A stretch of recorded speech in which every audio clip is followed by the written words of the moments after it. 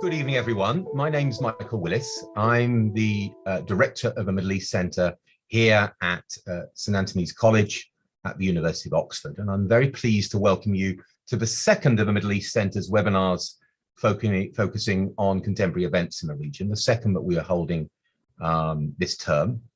2 weeks ago, we looked at Tunisia. This week, we are moving to the other end of the region to look at recent developments in Afghanistan.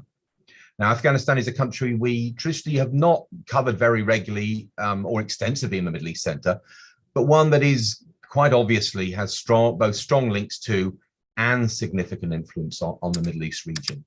And to discuss this topic, we are very pleased to have two noticed specialists on Afghanistan. We have Kate Clark. Kate is co-director and senior analyst at the Afghanistan Analysts Network, a policy research NGO based in Kabul, where she's been since 2010. Kate has been researching and writing on Afghanistan for over 20 years as a journalist, analyst, and documentary maker. She was BBC correspondent in Kabul between 1999 and 2002, and was the only Western journalist based in Afghanistan during the last years of the Taliban Emirate, and was in fact expelled by the Taliban in March 2001, largely for her coverage of the destruction of the statues of Buddha at Bamiyan. Kate returned to Afghanistan in November 2001 and thus has witnessed the fall of Kabul both in 2001 and very recently, of course, this last summer in 2021. Her research and publications have focused on the conflicts in Afghanistan, including militia formation and investigations into breaches of law of war, detentions, and the use of torture. She has also written extensively on Afghanistan's political economy, as well as its wildlife and the environment. Kate knows the Middle East region also very well. She holds an MA in Middle Eastern politics from the University of Exeter and has lived and studied and worked across the region. Our second panelist tonight is Ibrahim Al-Marashi. Ibrahim is Associate Professor of Middle Eastern History at California State University, San Marcos, and is currently visiting professor at the IE University School of Global and Public Affairs in Madrid, Spain, from where he joins us this evening. Ibrahim obtained his doctorate here at St Antony's College at the University of Oxford, completing a thesis on the Iraqi invasion of Kuwait. And Ibrahim achieved quite a significant feat in the fact that his doctoral thesis actually became briefly, certainly nationally famous, and in fact world famous, due to it being plagiarized by officials in the UK government in the run-up to the invasion of Iraq in 2003, in what those of you will remember, certainly those of you based in Britain will remember as the dodgy dossier affair. Well, that was based and plagiarized from Ibrahim's thesis. Ibrahim's work has focused mainly on Iraq, and he's published several books on Iraqi history.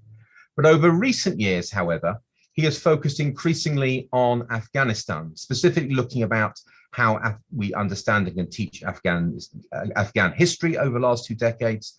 And also, and this relates very much to us at the Middle East Centre, how the discipline of Middle East studies should relate to Afghanistan. Again, a neighboring country to the region, sometimes regarded part of it, sometimes regarded as next to it, and these sort of issues about the relationship with it. Now, before I move to our speakers, I just wanted to say that we will be taking, the speakers will be speaking for 15 minutes each. Then we'll be opening up the floor to questions and discussion. Now, if you would like to pose a question to either of our speakers, please do so. If you see the Q&A function on Zoom, a little Q&A button, if you press that, you can type in your question, and then I can pose it to the panelists in the question and answer session. Please feel free to put your name in. Similarly, if you prefer to remain anonymous, that's absolutely fine. And we won't mention your name, but either is fine. So as we go through the talk, feel free to enter them at any time, and then we'll have them at the end, and we'll be able to put the questions to our panelists. Okay, so we'll move to our panelists, and first we'll be speaking will be Ibrahim. Ibrahim. Thank you for that introduction, as well as organizing this event that I began considering back in August after the fall of Kabul. The particular subject that I wanted to deal with is the notion of Afghanistan as the graveyard of empires. Notice I put question mark because this trope came into use in August, in last August. And what I wanted to do was interrogate where did this trope come from? Because you might get the impression that this was something that might have been said by, let's say, imagine one of the Anglo-Afghan wars and a colonial officer with a pith helmet after leaving Afghanistan after the Second Anglo-Afghan War saying, this is the graveyard of our empire. But in fact, the epithet it's really historiographical. It really only emerged in the Journal Foreign Affairs. And if the Journal Foreign Affairs has given us terms that have entered our lexicon, such as the clash of civilizations, so too did it introduce the graveyard of empires. It's not a historical term. It was a term coined on the eve of the invasion of Afghanistan after 2001.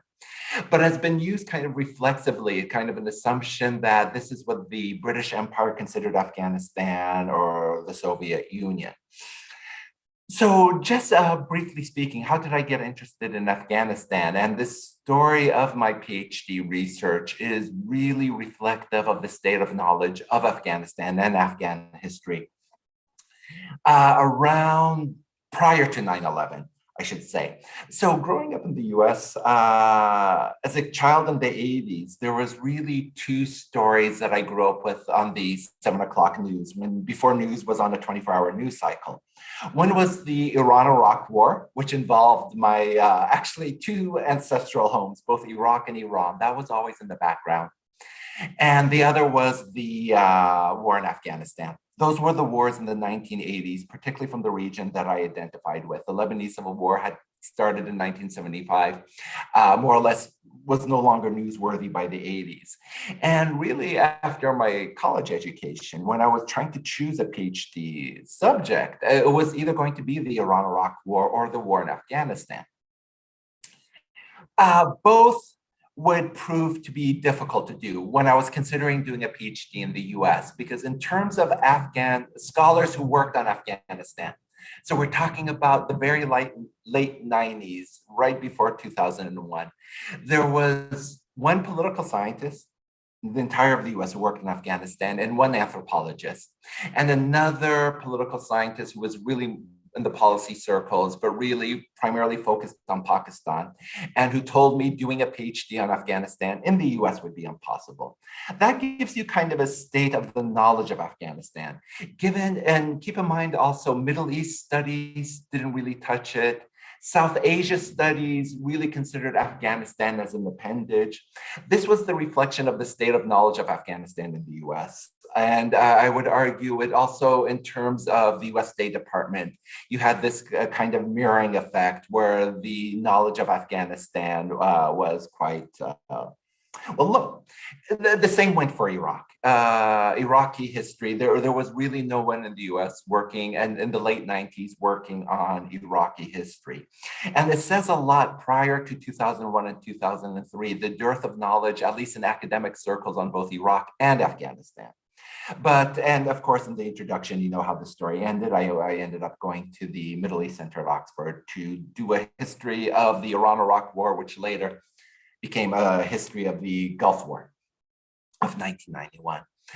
So that's on one level talking about the kind of the state of knowledge on both countries, but here we're going to be focusing on Afghanistan prior to the war in Afghanistan.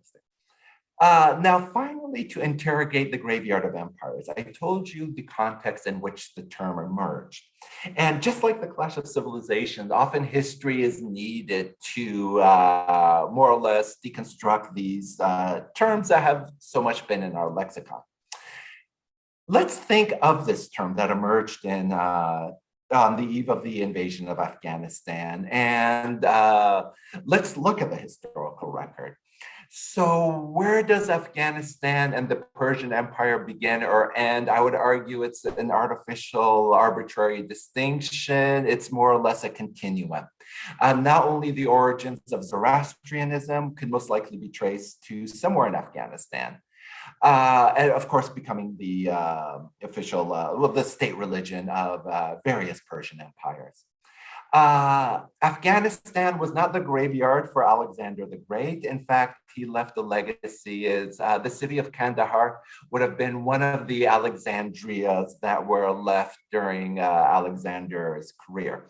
So not only was it not the graveyard of Alexander the Great, the Macedonian Hellenic project, but what you saw was kind of a hybridity, a flourishing of the local cultures as well as Hellenic cultures.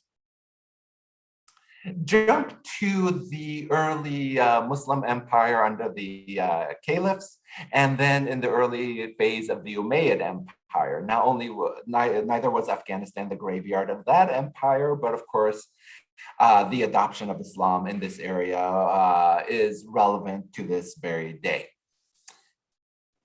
Jump to the 1500s, the era known as the Gunpowder Empire. Not only was, in other words, the notion of the graveyard of empires is Afghanistan is an area that's acted upon. It sucks in potential imperial aspirants and then ultimately more or less entraps them in a quagmire. If we jump to the 1500s, the Mughal Empire actually began in Kabul. In other words, Afghanistan, or what we could call Afghanistan in this case, is the birthplace of empires, if you will. And rather than being a graveyard of empires, Afghans were responsible also, particularly the Ghilzai of the Pashtun tribes, for bringing the collapse of an empire, not necessarily it being invaded, but them invading, and that was the Safavid Empire. And I just have this screenshot of the Mughal Empire to remind us. In other words, Afghanistan we don't think of it as the font of a kind of civilizational entity, but this is what this lecture is trying to remind us of. And then finally, when we get to the British experience in Afghanistan, here we could find something similar in terms of the British experience, which was really a reflection or an outcome of preventing Russian expansion towards its interest in the Mughal Empire, otherwise known by another trope, the Great Game. The graveyard of empires was used to is used to describe the British experience in Afghanistan, the Soviet experience, and the American experience. But what I've been trying to do was delineate what is the difference between Afghanistan being part of empires in the past and the British imperial, the Soviet imperial, and the American imperial project. And what all three have in common was, of course, those three entities that I mentioned were more or less what you consider Western, trying to impose a certain, their own interests without any kind of consideration of local culture, no attempts at hybridity. And of course, in those cases, those foreign attempts of imposition of their cultures, whether it was their imperial culture, I should say, British, Soviet, or American, ultimately were undone in Afghanistan. In other words, rather than being a graveyard, it is more or less a site of imperial, Western, I should say, Western imperial hubris. And I think that is the distinction that has to be made when looking at the broad span of Afghan history. So now let's situate the history of Afghanistan very briefly in the Cold War. And here I show images of the streets of Prague in 1968. When there was, during any episode of the Cold War, when there was a communist regime that seemed to resist the control of Moscow, more or less the solution was to send in the tanks, whether it was Hungary 1956, Prague 1968, or Kabul late 1979. Usually the deployment of the Soviet military was enough to change the government and ensure the rule of a pliant communist regime. So in other words, whether it was Hungary, Prague, or Kabul, it was Kabul where we saw the failure. So here we have the images of the Soviet tanks going into Kabul in 1979 and 1980. And this is bringing me now with the Soviet invasion. I prefer this map of where we kind of reimagine the Middle East as Southwest Asia, because in a map like this, we can appreciate Afghanistan's position with the region. So in other words, I've situated the history of Afghanistan within empires, briefly discussed Afghanistan's history during the Cold War. Now, if I could situate Afghanistan with the 1980s in the Middle East, and then take it to the present, and then leave it off where Kate will continue this narrative. It's this: when we look at Afghanistan in the 1980s, I would say Afghanistan is related to the Middle East, or if we could use this term, just Southwest Asia, then we could see it as one continuum, one geographical continuum. What does Afghanistan represent? First of all, vis-a-vis the Arab world. I would say the 1980s represented the failure of various Arab regimes to deal with their political Islamist movements. Afghanistan, if we look at whether Ayman al-Zawahiri, Osama bin Laden, the various foreign volunteers who would have come from Algeria, Yemen, Syria, in each and every single one of these states, there was the failure of the various Afghan fighters to see a role of political Islam within their various home countries that resulted in them finding refuge in Afghanistan and implementing their vision in Afghanistan. So on one level, it's a reflection of the history of political Islamism in the 80s. On the second level then is ideational, in the kind of Islamist imaginary, where the political Islamist project succeeded, whereas it was a transnational political Islamist project in Afghanistan, and according to the Islamist imaginary, on an ideational level, that brought the collapse of the Soviet Union as of 1989. Then the next level I would connect it to is then during the 1980s, continuing to, I would say to some levels to the various present, Afghanistan as a site of a proxy conflict between Iran and Saudi Arabia, which I would argue goes back to the 1980s. And during this proxy conflict, and also to some extent it existed in neighboring Pakistan, which is also why I'm kind of keen on taking South Asia and also including it into an entity called Southwest Asia, where they're not necessarily mutually exclusive. Particularly in Afghanistan, this led to various forms of Arab Islam taking root. There was one Mujahideen faction, that of Abdul Rasul Sayyaf, that was ostensibly Wahhabi. And we could say the forms of Islam practiced by ISIS, I wouldn't say are inherently Afghan in character. The Deobandi Islam, we could say, had a South Asian context. But the various forms of Islam that took root in Afghanistan, I would argue, had their origins in the Arab world. And then finally, the fourth level is one of a human security framework that unites Afghanistan with the rest of what we call the Middle East. And when I'm talking about a human security is the following. Those kind of liminal peoples as a result of this conflict, I shouldn't say liminals, but precarious, those in a precarious situation, those vulnerable. I'm particularly talking about refugees. We've seen refugees in Pakistan who were, of course, introduced to various forms of Islam that usually came from Saudi Arabia, but I'm also talking about refugees in Iran that would later be used as fighters in the Syrian civil war.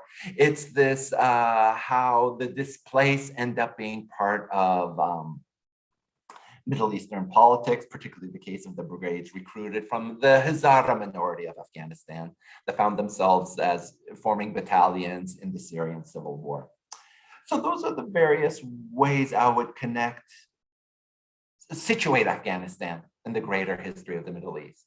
And then finally, to start to conclude, just two primary sources, again, going back to the history of situating Afghanistan's history during the Cold War and looking at resonance with the present. And this is the various language, and I've underlined the key points, various language that you would find coming from Biden's White House. The attempts to not portray, if you look at this document from 1987 or 1989, Notice the emphasis on language. This is not a withdrawal. This is not, sorry, a route or a flight. Look at it in 1987, the emphasis on this is a withdrawal that we've planned. And then again, 2 years later, if you look at sentence number 3, this is withdrawal, not a flight. And again, now look at sentence number 1. And here we come to the historical tropes that we use. Back in number 1, sentence number 1 that I took from this primary source, this is not analogous to the situation in Vietnam, as uttered by this official in 1989. And again, in August, what did we see? The repeated emphasis, this is not Saigon 1975. And then finally, to conclude with an image and 2 maps. This image says it all in terms of the Soviet invasion was really a project that allowed the communist government of Afghanistan to control the roads and the urban city centers of Afghanistan. When the Soviets withdrew, what we see is the next phase of Afghan history. The Afghan government was able to control the roads, the various urban centers. But the next phase would be this civil war. And within the civil war, I'm setting up Kate's presentation. If you look at the various Mujahideen factions, here we have Afghanistan ripe for a economic system. We rarely call it as such, warlordism. The control for fiefs and mini economies that will set up Afghanistan's instability during the 1990s. And if I show you this image, and then finally this image that came from the American/NATO experience in Afghanistan, again, you see a similar dynamic. The blue represents the various cities that were controlled by the ISAF forces, as well as the roads. But if you see the story here of kind of where the Taliban was operating, or the various areas here, you have, again, a reflection of what connected the Soviet and the American experience. Controlling the urban centers and the roads was easy enough if you had superior military power. The mountains, provided harder geographical locations for either superpower to secure Afghanistan. And within that context, that's where I would want to conclude. Not really Afghanistan as a graveyard of empires, but Afghanistan as an area that administration is difficult and will ultimately fail when the project is imposed from the top down, when the project attempts to be centralized. And that's the story, I think, of the Soviet and the American experience, to create a centralized government in both cases, where the history of this particular area has always been one of decentralization. So I'll conclude there. Thank you. Thank you very much, Ibrahim, for giving us a very interesting and very comprehensive and very short space of time outlook on Afghan history, particularly how it's been misunderstood in the past. And thank you particularly also for showing all the ways that it links into the Middle East. I have to admit, I thought the graveyard of empires quote was, again, similarly from some 19th century British official. So that was very interesting to know that a lot of these things we sometimes think have long histories are actually recent inventions. That's a feature in history. But thank you. Now turn to Kate Clark. So yeah, I'm reminded of the joke that Afghans say that their country is not a graveyard of empires, it's a graveyard of Afghans. And we've seen an awful lot of dead Afghans over the last 40 years as various countries and groups have fought over it. So I've been doing a lot of these briefings. I do quite a lot of them anyway, but particularly since obviously the fall of Kabul, there's been a renewed interest in Afghanistan. And I thought I would take the opportunity to speak to an audience of Middle Eastern people or people interested in the Middle East, to take a slightly a different look at Afghanistan, which is to look at it as a rentier state, which is, of course, is one of the, the classic theories for looking at the Middle East and the oil producers in particular.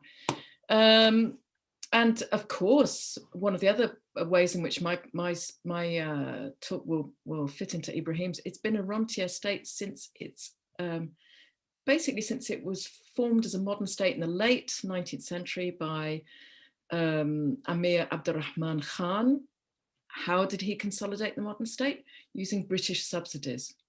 So he, he announced a jihad and conquered the Hazara Shias in the center of the country. He forcibly converted the people who had been living in Kafiristan. It was renamed Nuristan. Some really horrible things happened with the use of British subsidies. That was really when Afghanistan became a rentier state, and it has not stopped ever since. Through the Cold War, the USSR and the US vied for control, through the wars of the 1980s and 90s, and of course also after 2001 I think one of the key things is that why would anyone bother with Afghanistan? It's isolated, it's poor, it doesn't really have natural resources. The key thing is everyone has always wanted no one else to control it. So British India didn't want Tsarist Russia to control Afghanistan, the USSR and the US. And since 2001, of course, it was the America and its allies didn't want the Taliban and Al-Qaeda to control Afghanistan. Afghanistan has been a rentier state for generations, but since 2001, it's been a rentier state on steroids. I mean, the amount of money coming into the country since the invasion is eye-watering, not just aid, though that's been a lot, but also the money that was given to the army and the police, and especially the money that was spent by the military, the various foreign armies that were based in Afghanistan. Billions of dollars. And it's had the same sort of effects that you would expect in a classic rentier state. There's the sort of financial autonomy of the elites. They don't answer to the people. They answer, if at all, to the donors. I mean, up until August the 15th, 2021. No taxation without representation, actually very little taxation in Afghanistan, and calls for representation have been very weak. We've had these sort of sham parliaments, sham elections.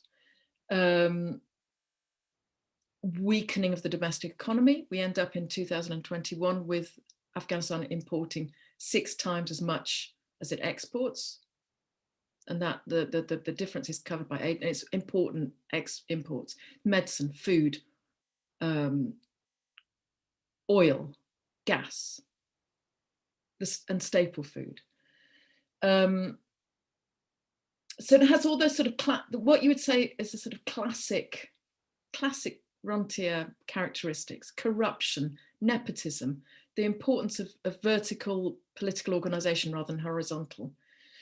But then it's also very different from, you think about Iraq under Saddam or Libya under Gaddafi. You don't see the consolidation of the state. We saw it with Abdurrahman Khan in the late 19th century. We don't see it with the post-2001 state. And it's strange. Why is that the case?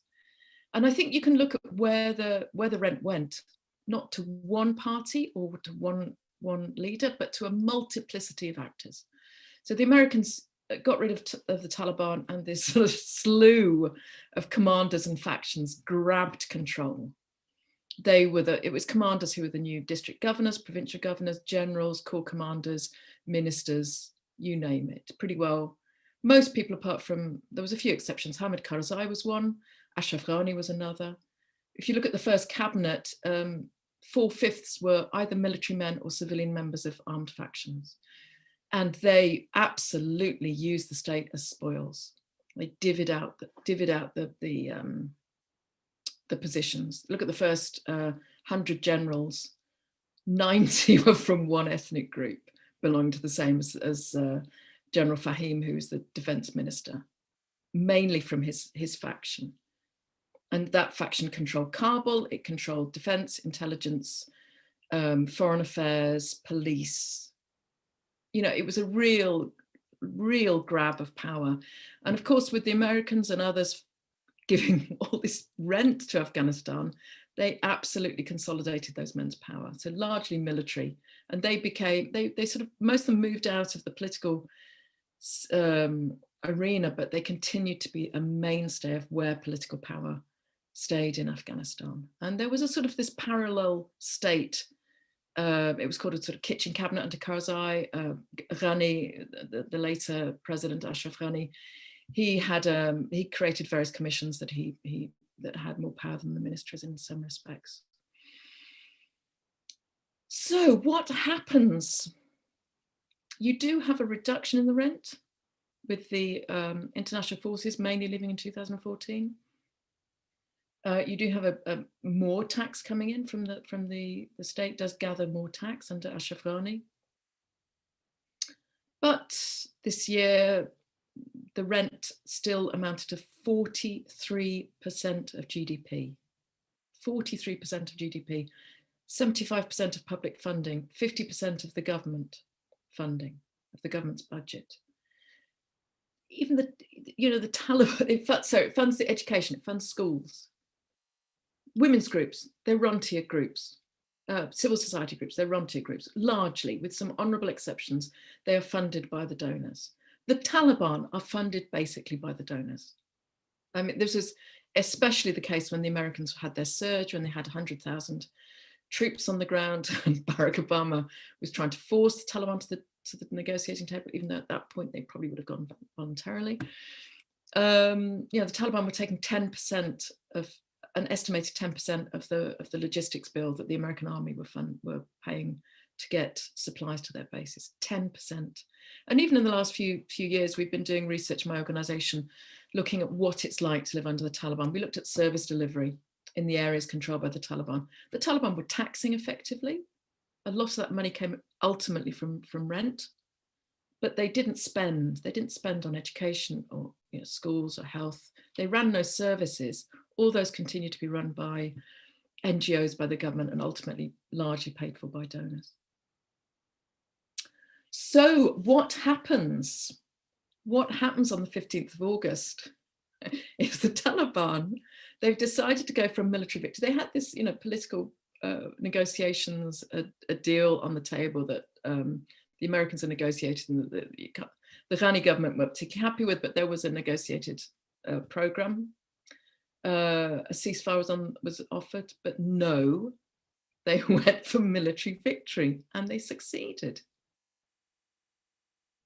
A disaster, an absolute disaster. They killed the goose that had been laying the golden eggs. Because not only, Western donors don't really like governments that come to power by force. They particularly don't like governments coming to power who they've been fighting for many years, and especially ones that they've got sanctions on. So both UN and particularly US are very, very tricky to avoid.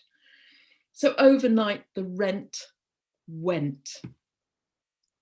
Aid largely cut. And that was funding civil service, hundreds of thousands of civil servants' salaries, education, schooling, agricultural inputs, infrastructure projects, you name it, and all the services that are then paid for by those people, those salaried people.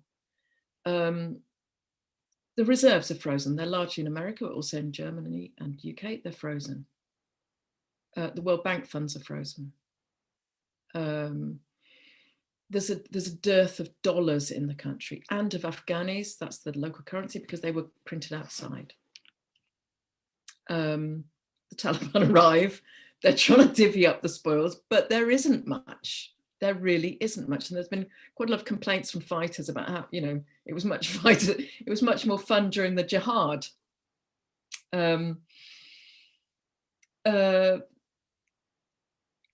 What we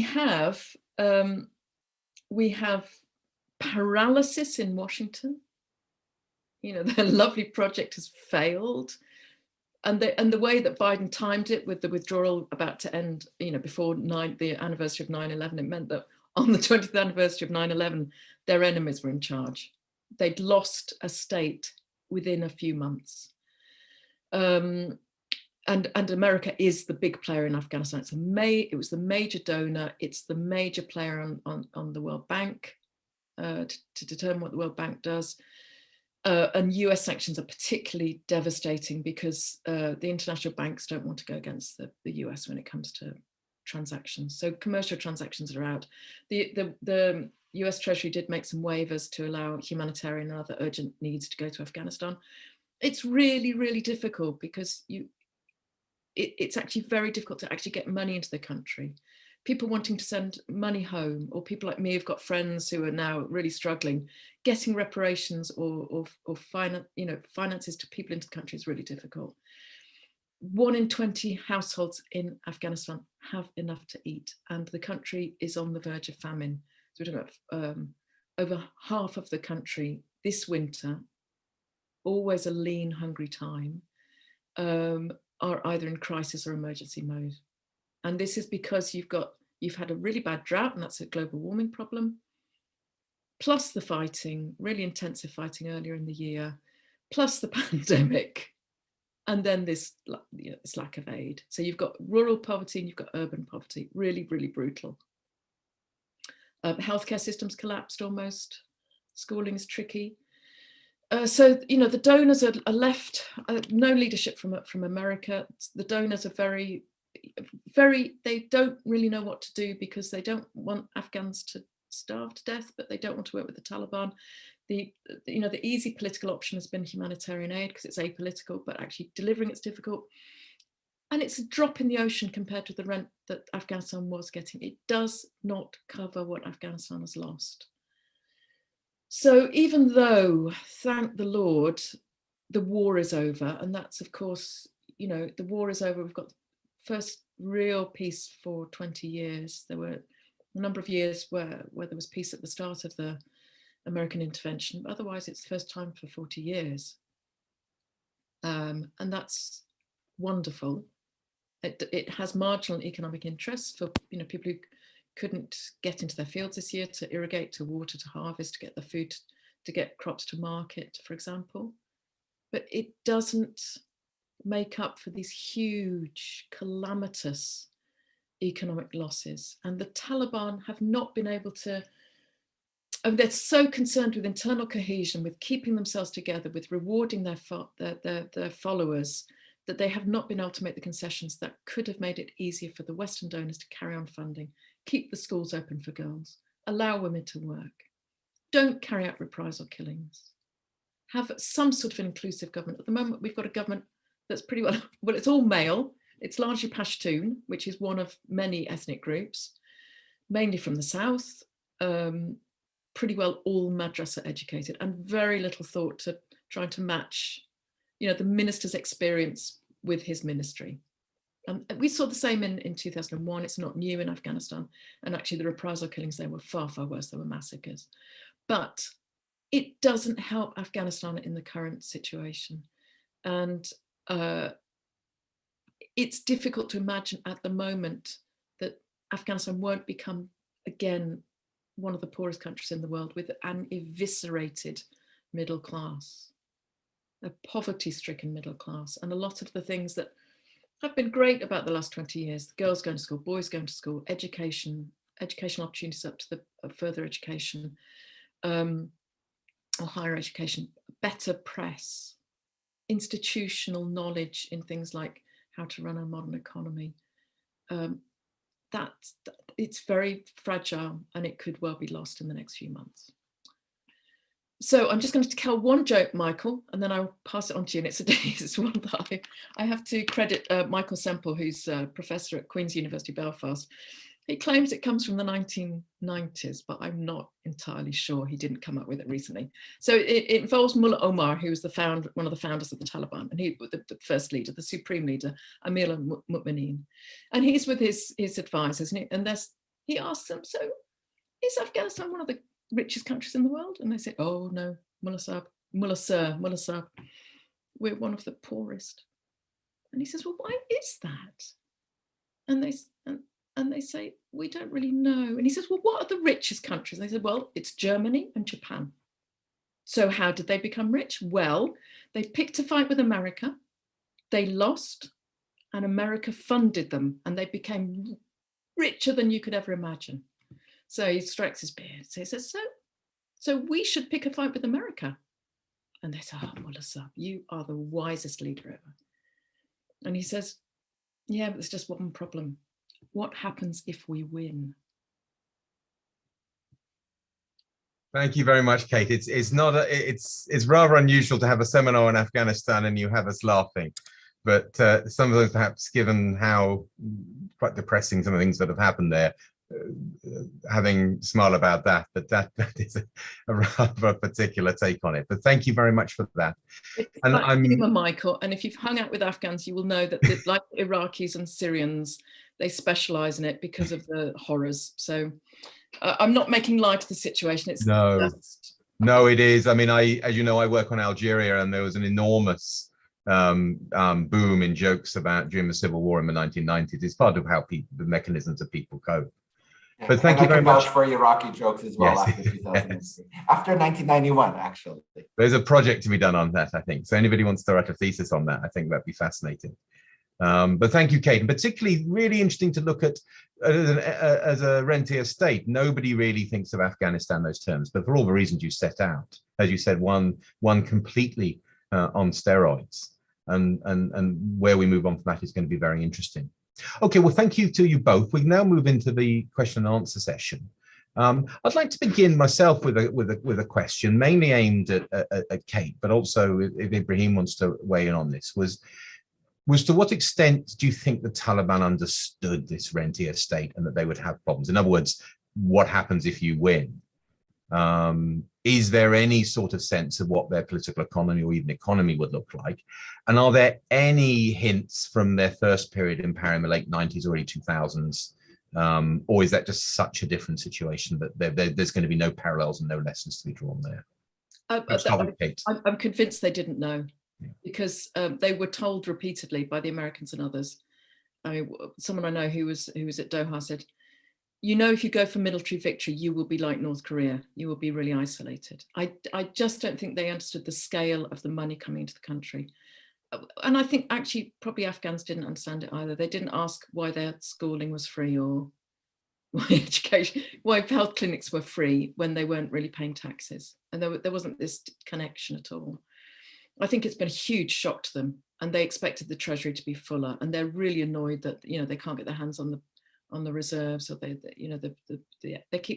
actually in a honeymoon period at the moment with the donors. They're trying to persuade everyone that they're nice and, you know, they should all come back, and access is much better to put, you know, to the difficult areas of the country, obviously because there's not a war going on and the Taliban aren't trying to kidnap foreigners for ransom. So in that sense, it's a bit easier. They haven't made any concessions or confidence building measures. They may well be doing a bit somehow. So, for example, on customs, before there was a three-way split. There was Taliban, there was the government taxing, and then there were pro-government actors who were taking bribes. That's consolidated now. So it's just taxing. The trade is down, but possibly more money is actually coming into the treasury because it's not being split three ways. And the Taliban, for all their faults, are less corrupt than the horrors of the Karzai and the Ghani administrations, which shocked Afghans in the early years of the early 2000s. The Taliban didn't have a political program. They didn't have an economic program. They are a military organization dedicated to jihad. And we saw that in the areas under their control, they would appoint commanders to civilian roles with very few exceptions. I mean, the judges would be an exception where they had qazis rather than, but they might also be commanders as well. But they had some sort of specialism. In the 90s, you had the same situation where, you know, you'd go to the Ministry of Education or Health, and the commander, the minister was also a frontline battle commander. He'd be at the front line. It was a part-time ministry. And we see the same things now. Of course, poor Taliban, they don't have a war to fight anymore. They've got to like govern this country. And they're mainly mullahs with very few exceptions. We've got one of the negotiators in Doha is now in charge of mining. We had someone in higher education. The allegations were that he was illiterate. I don't know if that's correct or not, but it's that sort of, you know, disconnect between what they're doing. It was the same in 2001. But the problem now is that a lot of the technocrats left because of the mass evacuation that the West decided to embark on in August has taken away, you know, a lot of expertise from the country. Thank you. Ibrahim, did you want to add anything on that? Actually, I want to take this opportunity to ask my own question to Kate. You were talking about the various ministries of education, and you mentioned corruption, an issue I'm looking at in Iraq, and I've been wondering about this in Afghanistan, is the various ministries dealing with environmental issues, water resources, and wondering how the Taliban emergence would affect those various ministries, particularly the delivery of, governance, the delivery of water, management of water. How would climate change affect Afghanistan? These are kind of long-term issues I'm concerned about. Well, we're in the middle of a severe drought last year, and predictions are for this year. Afghanistan's always had sort of regular droughts, maybe every 20, 30 years there's been a bad one. The predictions are that by the end of this decade, they'll be annual. So, and one of the problems, of course, now that there are as in Yemen, there's ways of getting the water from the aquifers now that mean there's overusage of certainly the aquifers in Kabul, but also they're being used for opium production, for example, in a lot of the south. There's been a greening of the desert that is not sustainable given the precipitation. Glaciers are melting, and they're really important for having a steady flow of irrigation water in the springtime. It's horrible. It's really horrible. And, you know, one of the desperate things, I actually went to the central area of Bamiyan to look at drought conditions 2 years ago. And on the last day, one of the people I work with, his cousin is a glacier expert. And there's various other people. We asked one of the local environmental NGOs to gather a group of people together on our last night. And in this room, in the middle of Bamiyan is in the middle of, it's a little city, but it's really in the middle of nowhere. Everyone at the table had a PhD, often from Germany or Japan or outside, and they all had their feet in the soil. They were sons of farmers, or they had land, or they understood. There were soil experts, water experts, environmental experts, glacier experts, and they came not only with sort of academic expertise, but technical expertise. What can we do? And I asked them, you know, this is, what are you the worst affected in the country? And I'm expecting them to say, yes, we're really poorly off. And they say, good Lord, no.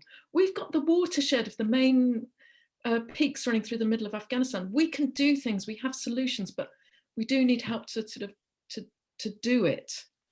So the solutions are there. At that point, there wasn't really much interest in funding anti-global warming measures. And now, of course, it's off the table because it's not humanitarian. So goodness knows what, and I don't even know, I should follow up what's happened to those people, all those people who were, you know, amazing experts in their field. And as for the Taliban, they are replacing the experts with mullahs. They've replaced the directors of departments with mullahs.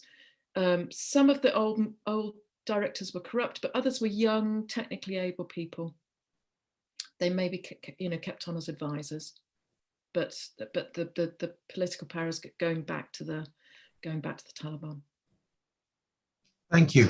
We'll now move to questions coming in from you in the audience. And can I encourage you, if you do have a question or a comment, please do put it in the Q&A box, and we're happy to, we'll relay it to our speakers. So we have a question coming in from Anton Dabreu. I hope I'm pronouncing your name correctly, Anton. And Anton's question is, what did the Americans expect, and that's in capital letters, from Doha, and to what extent did it appear the Taliban negotiators had conflicting intentions? I don't know who wants to have a go at that first. Did you want to go, Ibrahim, first? No, Kate, please. I defer to you. Yeah, we had this fantasy peace process in Doha. Goodness knows what the Americans were thinking. I mean, look at the Soviets. I mean, they spent years before they withdrew building up the Dr. Najib government to withstand the Mujahideen. What did the Americans do? They legitimized the Taliban. They undermined the Kabul government and the Afghan armed forces. They came up, they decided to talk to the Taliban independently, to the exclusion of the Afghan government. They came up with this deal that gave the Taliban pretty well everything they wanted, which was the withdrawal of their main, most dangerous enemy from the battlefield, which was the American special forces and air force then. But worse than that, they did things like they promised that the Afghan government would release 5,000 prisoners. They forced them to do that. Old Mike Pompeo, the old Secretary of State, said we'll withhold $1 billion of aid if you don't release them. The last year, they insisted that the Afghan forces have a defensive mode. So they weren't actually fighting the Taliban. Taliban were busy consolidating areas, taking territory, that whole last year. And then they left unconditionally. And the deal hadn't even, made the Taliban, even on things like Al-Qaeda, core, what would you think of as core US interests, Al-Qaeda and the other foreign jihadist groups, the weakest of concessions the Taliban made. It looked like the Americans were cutting and running. That's what the Taliban assumed they were doing. That's what they were doing. Both Trump and Biden did that.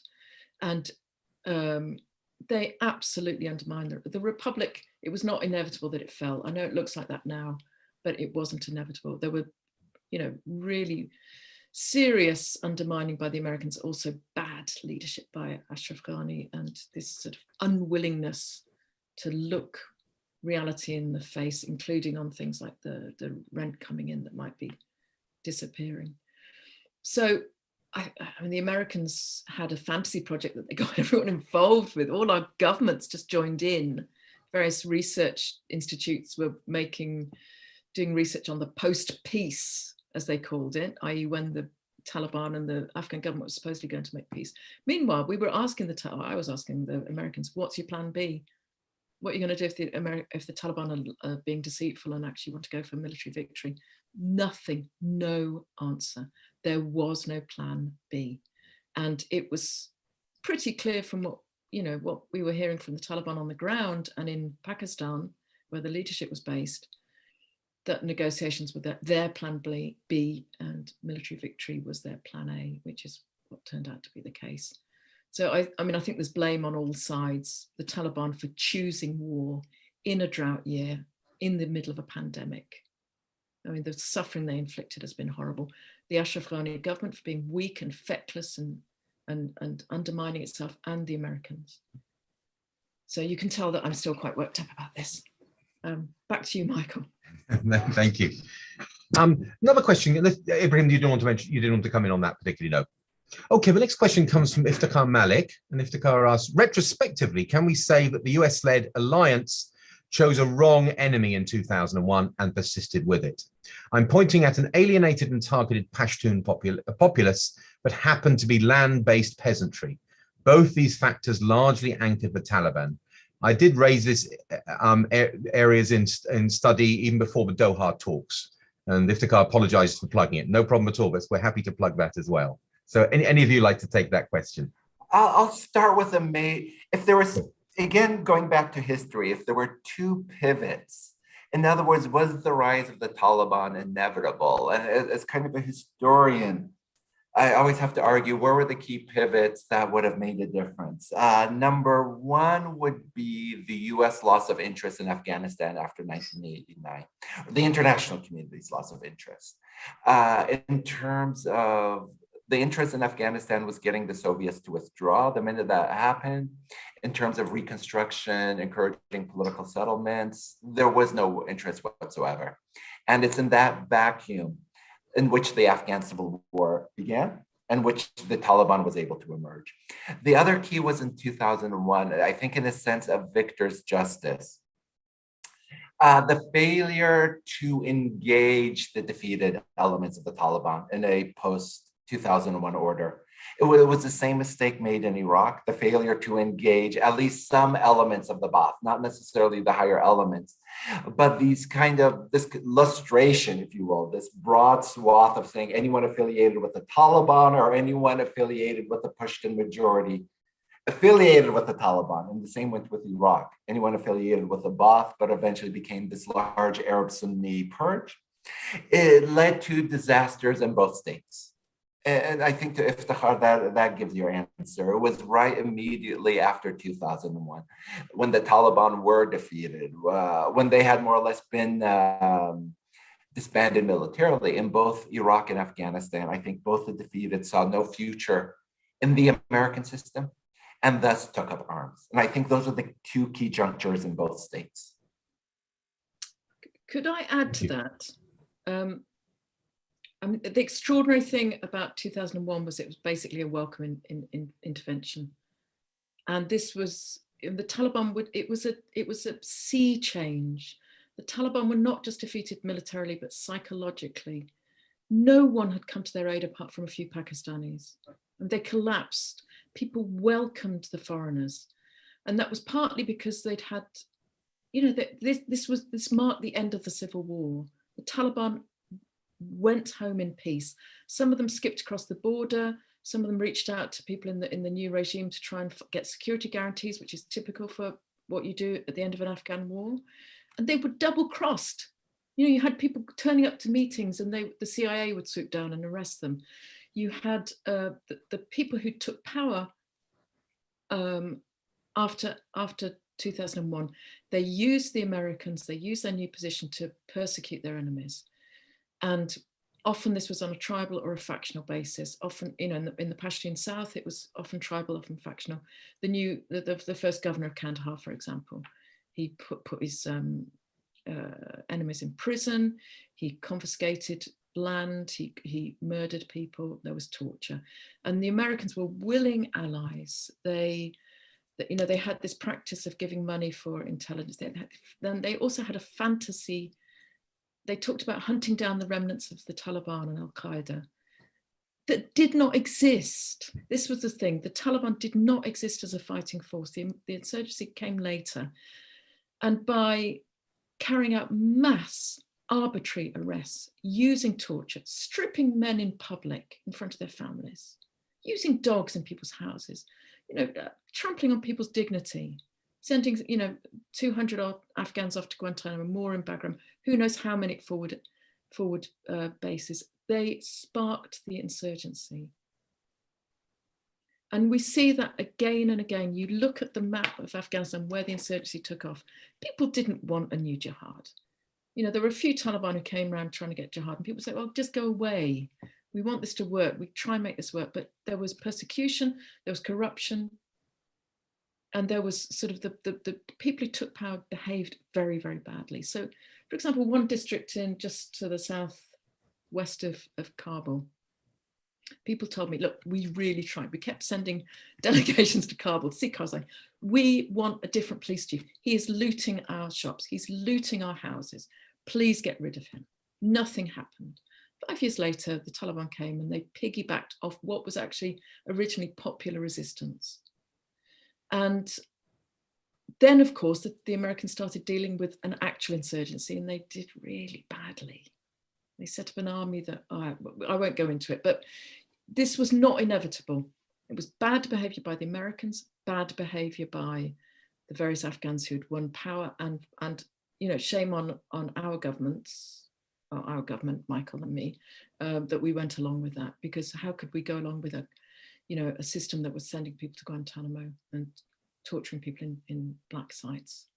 How did the British government go along with that? It's a question that I don't think London has answered, but certainly the Nordic countries have come back saying, what on earth were we doing in that? And we see that, you know, we see the fruits of that now. The one thing I would say is that the Taliban are not doing much better. And traditionally in Afghanistan, if you want a peaceful end to a conflict, you treat the vanquished with dignity. They come and they give you, you know, they'll give you loyalty. You give them back their weapons even. That's how you did. That's the proper way you deal with the end of a war. You don't go and, you know, kill them or try and take their land. So, you know, the Americans, and again, as with the peace treaty, it was a fantasy war they started fighting that turned into an actual war. Thank you, Kate.